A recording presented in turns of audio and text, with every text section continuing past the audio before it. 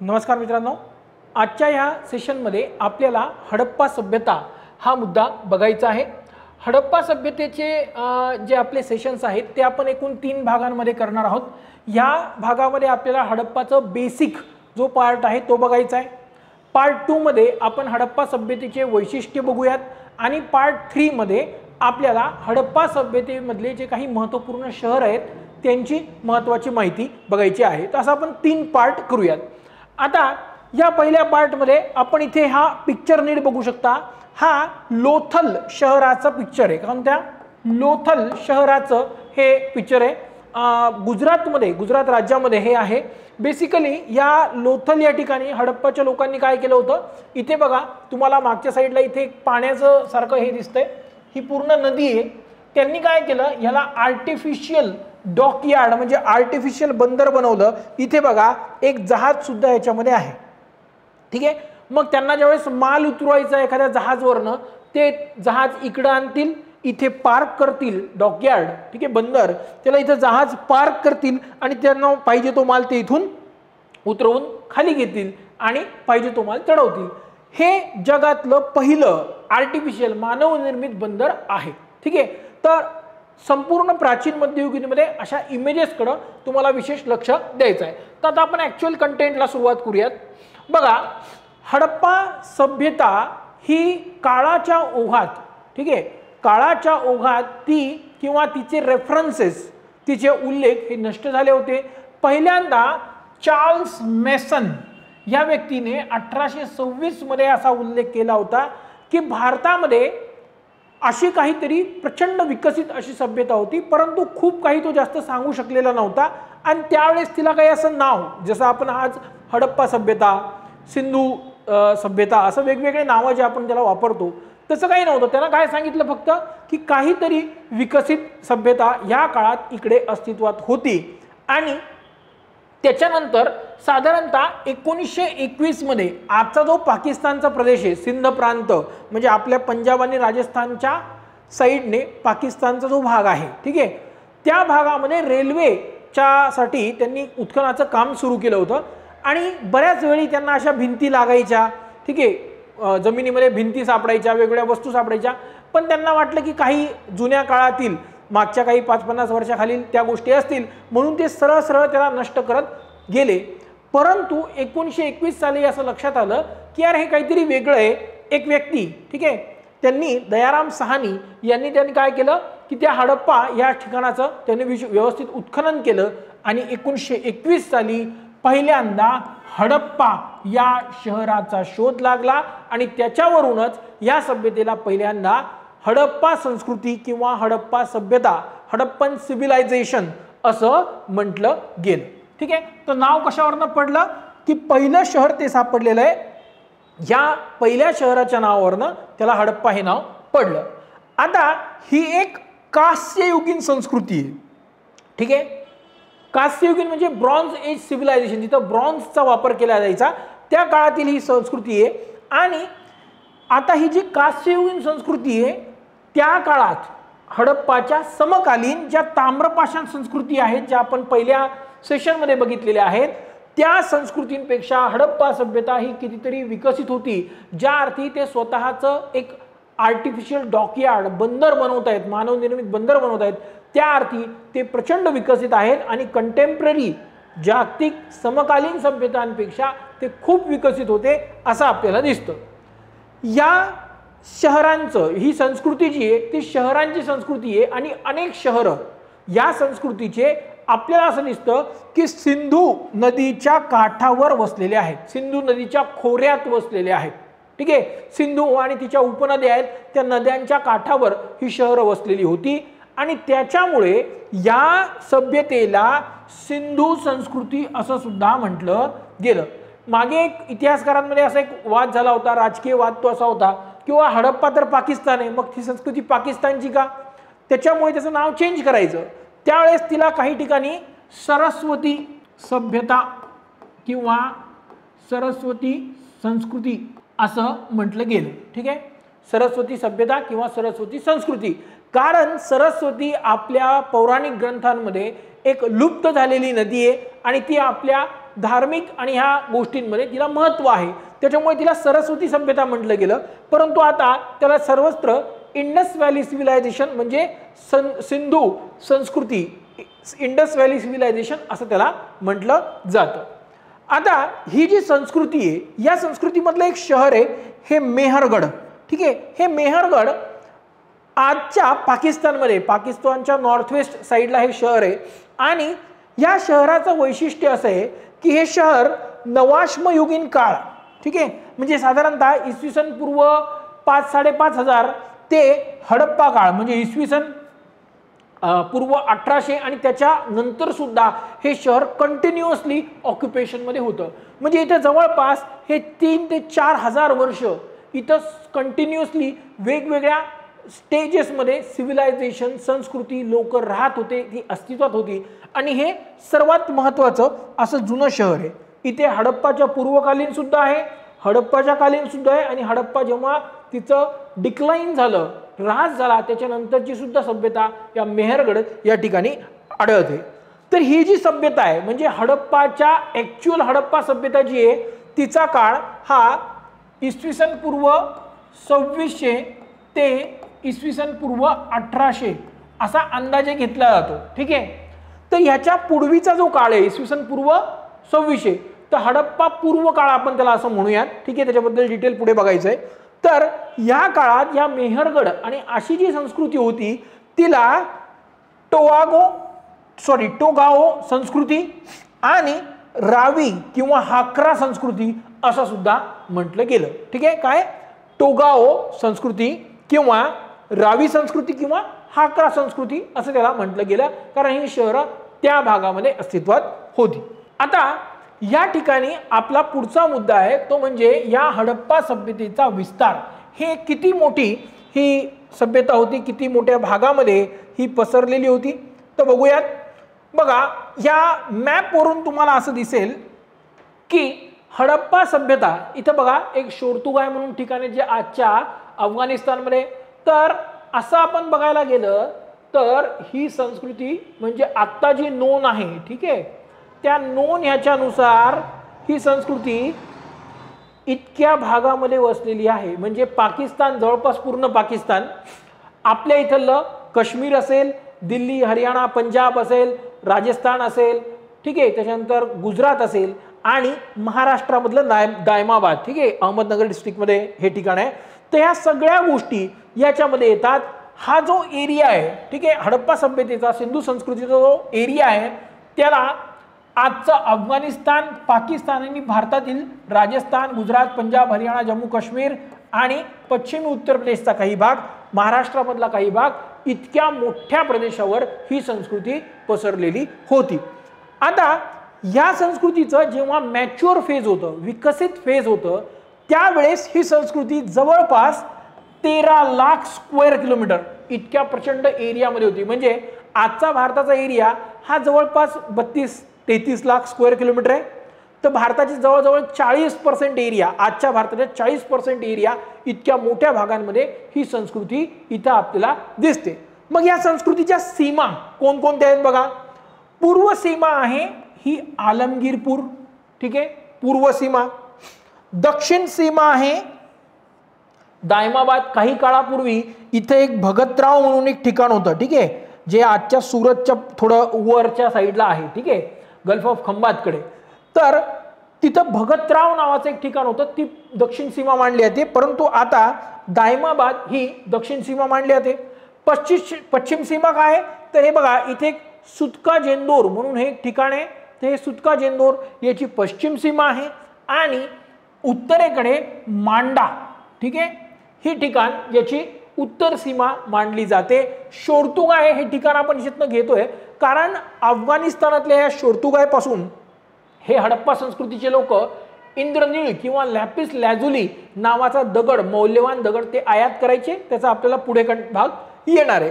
तर इतक्या मोठ्या भागावर हडप्पा संस्कृतीचे शहर, इथं ही संस्कृती पसरलेली होती. याच्यापैकी काही महत्त्वाचे जे शहर आहेत जसं हडप्पा असेल, रुपड असेल, हुलसा असेल, राखीगडी, त्याच्यानंतर बनवाली, कालीबंगन, कोटदीदी, जानूदारो, आमरी, अल्लादिनो, धौलावीरा, लोथल, ठीक आहे, असे भरपूर शहर आहेत, मोहनजोदडो असेल, बालाकोट असेल, ठीक आहे, असे अनेक शहर आहेत. त्यांच्याबद्दल आपण एक सेपरेट व्हिडिओ, जसं मी तुम्हाला सुरुवातीला सांगितलं, एक सेपरेट व्हिडिओमध्ये ते शहर आणि त्यांच्यातल्या महत्त्वपूर्ण गोष्टी आपण इथे बघणार आहोत.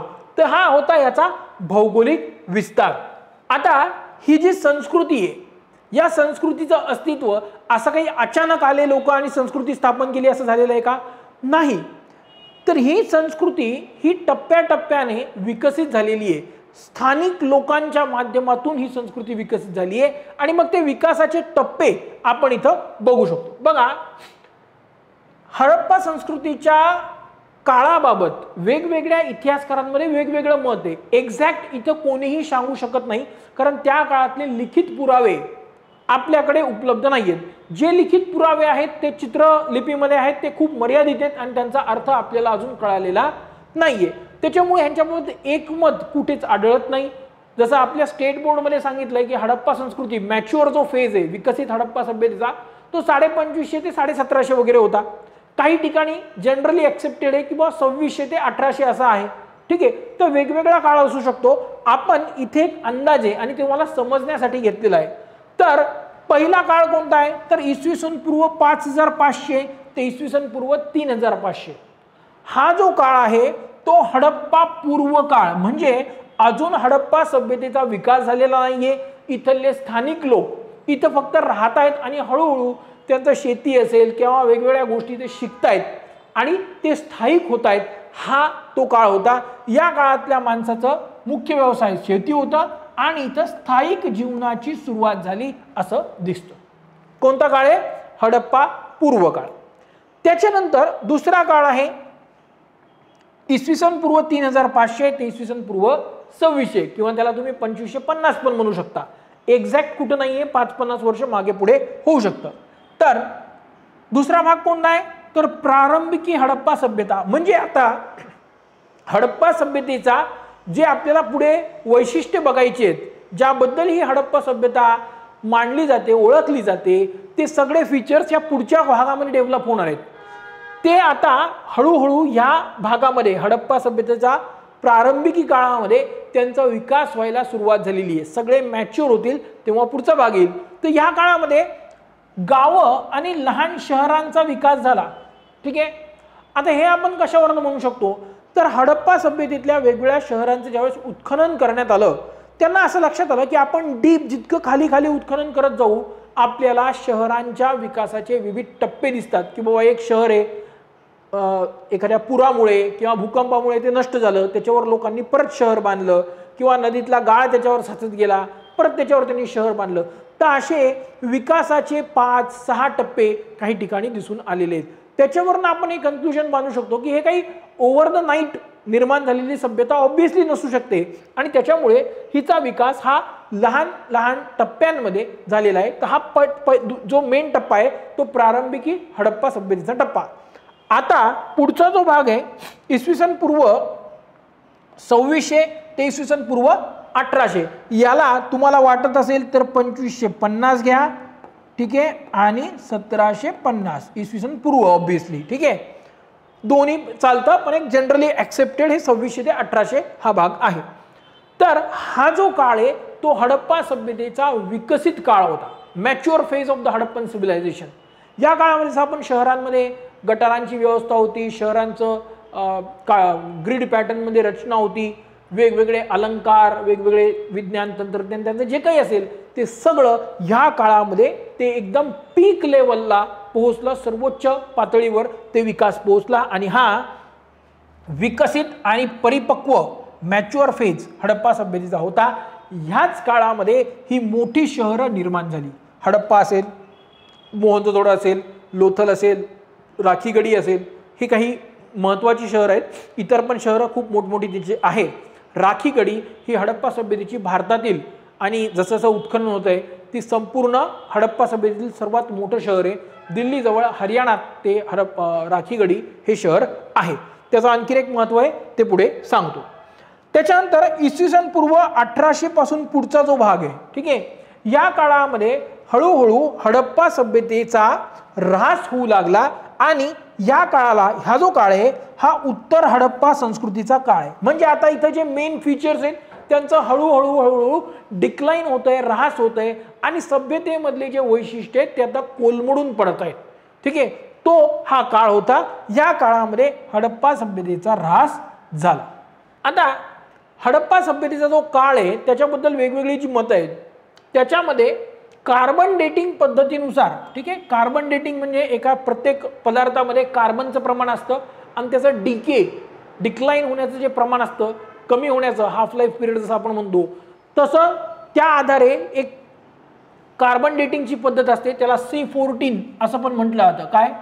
C14 method. ठीक आहे, त्याच्यावरनं असं दिसून येतं की इसवी सन पूर्व 2500 ते इसवी सन पूर्व 1750 हा हडप्पा सभ्यतेचा काळ होता. कारण आता इथं प्रत्येक वेगवेगळ्या ठिकाणी वेगवेगळ्या वस्तू सापडणार आहेत, तर ज्या अर्थी त्यांनी हे काढलंय ते एक जनरलाइज काढलंय. काही ठिकाणी 50-100 वर्ष आधी असेल, काही ठिकाणी 50-100 वर्ष नंतर असेल, कारण वेगवेगळ्या ठिकाणच्या वस्तू वेगवेगळ्या कार्बन डेटिंग दाखवणार आहे.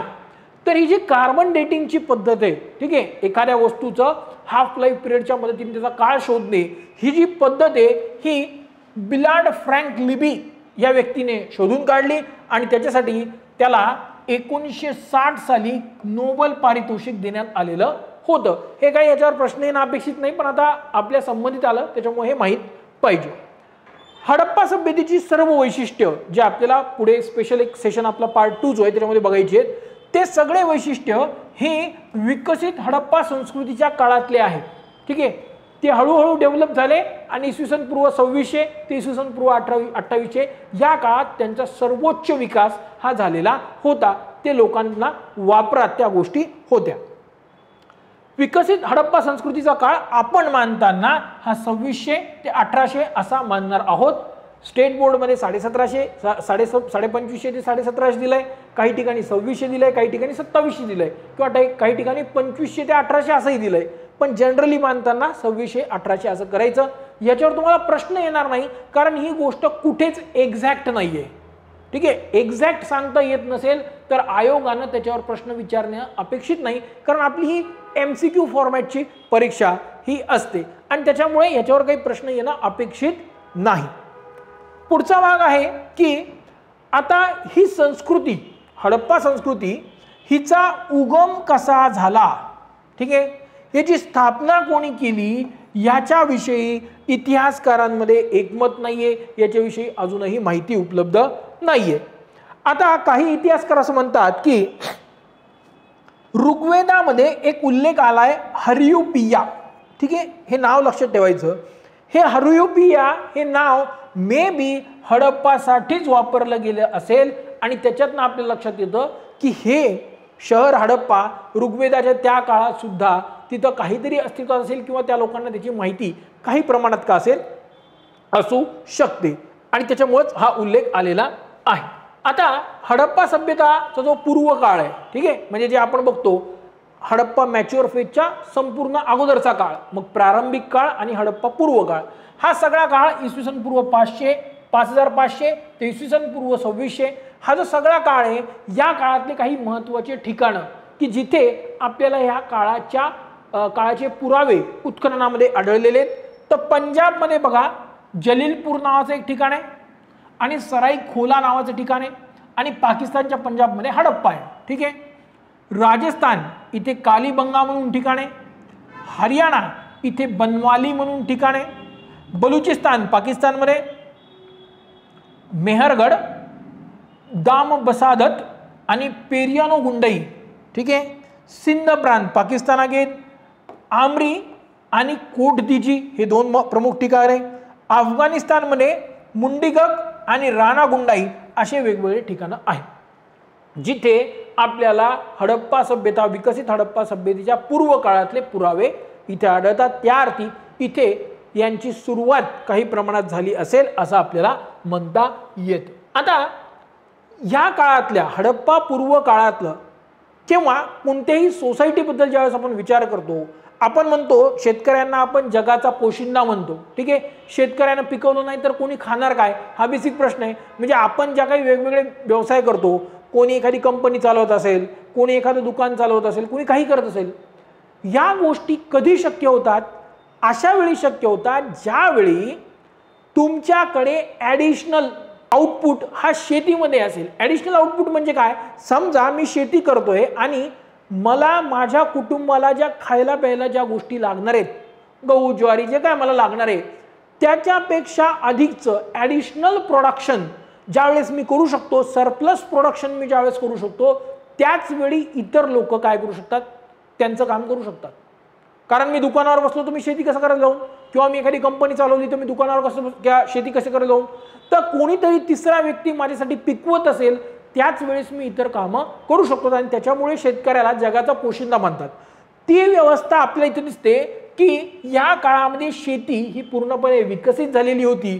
आणि कोटदिजी आणि कालीबंगा येथे आपल्याला असं दिसलंय की इथं शेती नांगरल्याचा पुरावा आढळलेला आहे.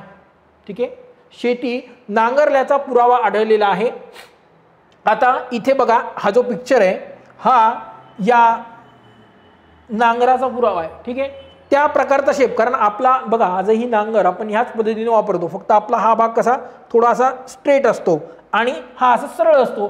त्या काळात त्यांनी उपलब्ध साधन सामग्रीनुसार हे बनवलं असेल, तर असं मानलं जातं की या प्रकारचे नांगर त्यांना होतं. इथे बघा, इथे एक छोटासा होल सुद्धा आहे, जेणेकरून एखादा प्राणी जुंपण्यासाठी किंवा असं ओढण्यासाठी काहीतरी तिथे ते लावत असावेत. आणि त्याच्यावरनं काय कळतं आपल्याला, किंवा नांगरासारखी गोष्ट पण सापडलेली आहे, खेळण्यातली बैलगाडी सुद्धा सापडलेली आहे, आणि त्यांना नांगरलेल्या शेतीचे असे काही व्रण दिसलेले आहेत. आणि त्याच्यावरनं आपण काय सांगतो की लोक शेती नांगरत असावेत आणि त्याच्यामुळे त्यांचं प्रोडक्शन हे सरप्लस पद्धतीनं झालेलं असेल. या काळामध्ये आंतरप्रदेशीय व्यापाराची सुरुवात झाली असेल असं मानलं जातं. आंतरप्रदेशीय म्हणजे काय, हडप्पा सभ्यतेच्या आतल्या आत वेगवेगळी जी ठिकाणं आहेत त्यांच्यामध्ये आपापसात व्यापार होत असेल. आपण नवाश्मयुगीन संस्कृतीचा ज्यावेळेस भाग बघितला त्याच्यामध्ये आपण सांगितलंय की मानवाला स्थायिक झाल्यानंतर मिठाची गरज पडू लागली आणि त्या मिठाच्या गरजेपासून त्यानं परदेशातनं तो किंवा बाहेरच्या भागांमधनं आयात करण्यासाठी व्यापार त्यांनी वाढवला. तर त्याच्यातनं सुरुवात झाली आणि तेच आपल्याला इथं पुढे कंटिन्यू झाल्याचं दिसतं. या काळात दुसऱ्या देशांची म्हणजे या हडप्पा सभ्यतेच्या बाहेरील सभ्यतांशी त्यांचा व्यापार होत होता असं काही आपल्याला अजून आढळलेलं नाहीये. उद्या मे बी ते सापडू शकेल, परंतु आज असं दिसतं की यांच्यामध्ये सभ्यते अंतर्गत आपण काय म्हटलंय बघा, आंतरप्रदेशीय या प्रदेशाच्या अंतर्गत यांचा व्यापार होत होता. मग ज्या काही लोकल वस्तू ज्यांना लागत असतील त्यानुसार तो व्यापार होत होता. पेरियानो गुंडाई आणि मेहरगड इथून स्त्री देवतेच्या मूर्ती आढळलेल्या आहेत. ठीक आहे, या मूर्तींवरनं आपल्याला असं दिसतं की या काळात धर्माला आता समाजामध्ये स्थान मिळालं होतं. लोक धर्म म्हणून मूर्तीपूजा वेळी करत असावेत आणि त्याची सुरुवात ही हडप्पा पूर्व काळातच झालेली आहे असं आपल्याला इथं दिसून येतं. पुढचा भाग आहे रानागुंडाई, येथे घोड्याच्या दातांचे अवशेष आढळलेले आहेत. ठीक आहे, तसंच आमरी या ठिकाणी गेंड्याचा सापळा आढळलेला आहे. म्हणजे हे दोन्ही प्राणी त्यांना माहीत होते असं आपल्याला दिसतं. हा जो घोड्याचा मुद्दा आहे याच्याबद्दल आपल्याला आणखीन डिटेल पुढे माहिती बघायचीच आहे. तर आपल्याला काय दिसतं, नांगरलेली शेती, आंतरप्रदेशीय व्यापार, घोड्याचे आणि गेंड्याचे आपल्याला अवशेष तिथं आढळलेले आहेत. पुढचा भाग आहे की आता साधारणपणे इसवी सन पूर्व 1800 या काळामध्ये ही सभ्यता तिचा अंत व्हायला लागला. हिच्यातले जे महत्त्वपूर्ण शहरं होते हळूहळू ते ओस पडू लागले. ठीक आहे, हळूहळू या शहरांचा ऱ्हास होऊ लागला आणि त्याच्यातनं या सभ्यतेचा अंत झाला. म्हणजे 1800लाच बरोबर झालंय असं नाहीये, 5-50 वर्ष मागे पुढे हळूहळू ते होऊ शकेल. आता ह्या सभ्यतेचा उगम कसा झाला या बाबतीत आपल्याकडे काही माहिती नाही. तसंच ॲट द सेम टाइम तिचा अंत कसा झाला याच्याबद्दल आपण एक्झॅक्टली सांगू शकत नाही. तर इतक्या वर्ष म्हणजे साधारणतः मागचे 100-150 वर्ष 100 वर्ष 1921 पासून जसा शोध लागला असं मानलं जात होतं की ही सभ्यता ह्या वेगवेगळ्या कारणांनी तिचं अस्तित्व संपुष्टात आलं. तर ते काय आहे आधी बघूयात आणि मग त्याच्यावर पुढचा भाग त्याच्यावरचं डिस्कशन करूयात. तर पहिलं असं मानलं गेलं की दुष्काळ आणि भूकंप यामुळे ह्या शहरांचा विध्वंस झाला.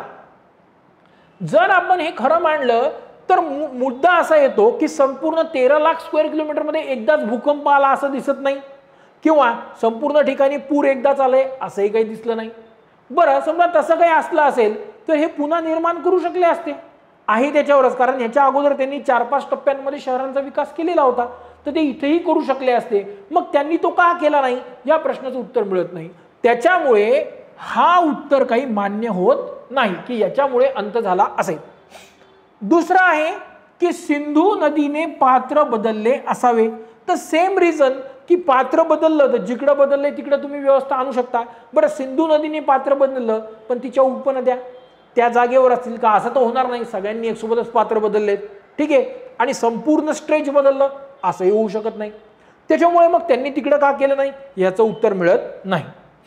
नेक्स्ट आहे या प्रदेशातील शुष्कता वाढणे आणि घग्गर नदी ही कोरडी पडणे. आता ह्याला काहीतरी वजन प्राप्त होतं, कारण आपली जी प्राचीन सरस्वती नदी आपण म्हणतो, ठीक आहे, ती सरस्वती ह्या काळात लुप्त झाली, तिच्यातलं पाणी यायचं कमी झालं, त्या प्रदेशातलं वातावरण बदललं, त्यांना पाणी उपलब्ध होत नसावं.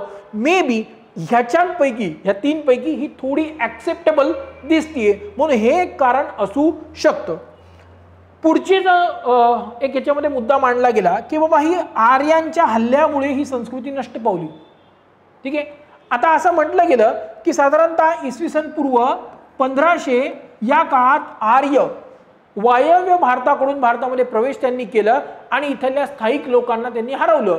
जसं ऋग्वेदामध्ये वेगवेगळे उल्लेख येतात की आर्यांनी इथल्या लोकांना आले, त्यांनी त्यांचे किल्ले उद्ध्वस्त केले, त्याच्यासाठी त्यांना पुरंदर म्हणजे देवाने मदत केली, ठीक आहे.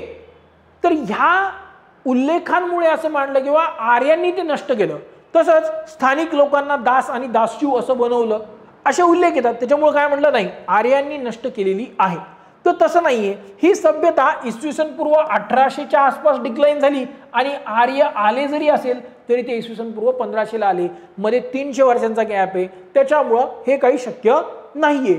आणि हडप्पा सभ्यतेमध्ये आपल्याला कुठेही मोठ्या प्रमाणात हिंसाचार झालाय, युद्ध झालंय असे काहीही पुरावे आपल्याला आढळत नाही. हडप्पा सभ्यतेमध्ये तुम्हाला आश्चर्य वाटेल की कोणत्याही प्रकारची हत्यारं, तलवार, भाला, काही अशी हत्यारं आहेत ते अजिबात आढळलेले नाहीये. ऑन द अदर हँड आर्यांकडे ते हत्यारं होती, ठीक आहे. तर 300 वर्षांचा गॅप आहे, हे लोक कुठेच त्याच्यामध्ये दिसत नाही. आधीच त्या लोकांचं नष्ट व्हायला सुरुवात झालेली होती. आणि रिसेंटली मी तुम्हाला सांगितलं तर राखीगडी या शहराचं महत्व आहे. रिसेंटली मागच्या 1 वर्षभरांमध्ये राखीगडी इथे एक मृत व्यक्तीचे कबर आपण ज्याला म्हणतो ती सापडलेली मृतस्थळ, त्याचं DNA टेस्ट करण्यात आलं आणि त्या DNA टेस्टवरून असं लक्षात आलं की ही जो कोणी व्यक्ती आहे तो मुळात त्याचं DNA हा भारतीयच आहे. भारताच्या इतर काही लोकांच्या DNA प्रोफाईल बद्दल बरोबर त्याला मॅच करून बघण्यात आलं, तर त्याच्यावरनं असं लक्षात आलं की हे काही बाहेरनं वगैरे आलेले नाहीत, ही लोक इथलीच आहेत आणि इथल्याच लोकांपासून त्याचा विकास झालेला आहे. त्याच्यामुळे ही सभ्यता काही तिथं आर्यांच्या हल्ल्यामुळे नष्ट झाली, ही आता पूर्णपणे चुकीचं ह्याला ठरवण्यात आलेलं आहे. आणि पुढचं एक कारण आहे की बाबा परिस्थितीकीय असमतोलमुळे लोकांनी स्थलांतर केलेलं असावं. तर कारण नंबर 3 की शुष्कता वाढणे, घग्गर नदी कोरडी पडणे आणि हे परिस्थितीकीय असमतोल, या गोष्टी आपल्याला कुठतरी मॅच होताना दिसतात. आणि तसंच आपल्याला दिसतं की ही लोक अचानकपणे या शहरांमधून निघून जायला लागली, ती शहरं त्यांनी तशीच सोडून दिली, ठीक आहे. मग ती का सोडून दिली आणि सर्वात महत्त्वाचा मुद्दा की नेमकी हे गेले कुठं.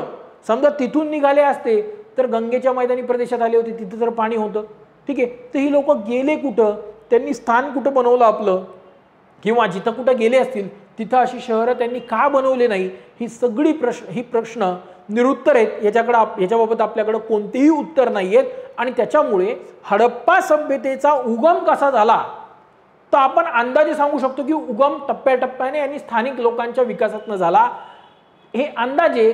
तसंच ह्याचा अंत कसा झाला याच्याबद्दल एक्झॅक्टली सांगता येत नाही. अजूनही त्याच्याबद्दल कन्क्लुझिव्ह प्रूफ, ठीक आहे, कन्क्लुझिव्ह एव्हिडन्सेस त्याच्याबद्दल मिळालेले नाही आहेत आणि त्याच्यामुळे सांगता येत नाही. आता हडप्पा सभ्यता जी आहे ती हडप्पा सभ्यता का एकमेव सभ्यता होती का त्यांच्या काळातली? नाही. तर हडप्पा सभ्यता ही तिच्या काळातली चौथी सभ्यता होती. तशा 4 सभ्यता होत्या.